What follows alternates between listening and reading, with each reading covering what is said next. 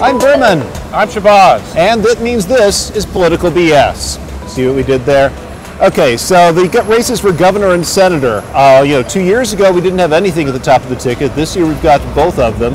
And the matchups are completely different from what we would have expected back in, say, June. Exactly. And we're also in a universe of where both candidates, depending on whose polls you believe, are statistically tied. This could be almost sort of anybody's guess.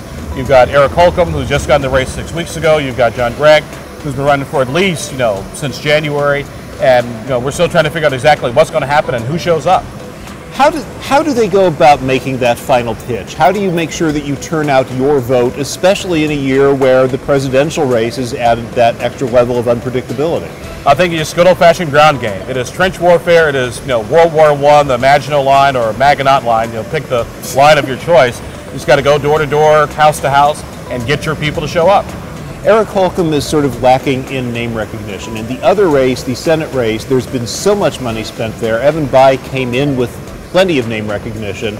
Todd Young, probably better known than Eric Holcomb, has he been able to match that just at that beginning level, people knowing who he is? I think they've had some success. The fact that Evan Bayh's poll numbers have gone from like 20 points down to like just a 5 to 6 point lead, but they've still got a lot of work to do in those last 20 weeks. And as we talked about recently, we think a lot of the campaign strategy basically maxed out.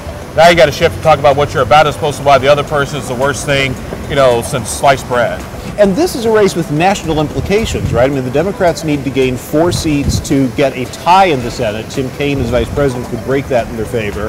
5-seat gain for the Democrats, they take control. This is one of those races on the radar.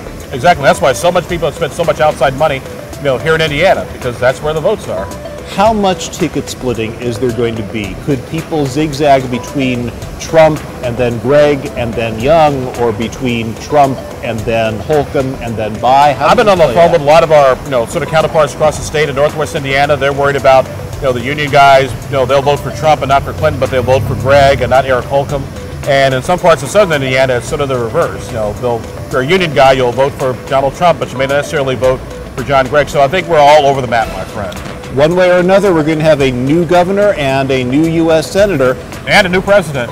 And a new president. But 49 other states get a say in that one. I'm Berman. I'm Shabazz. This has been Political BS.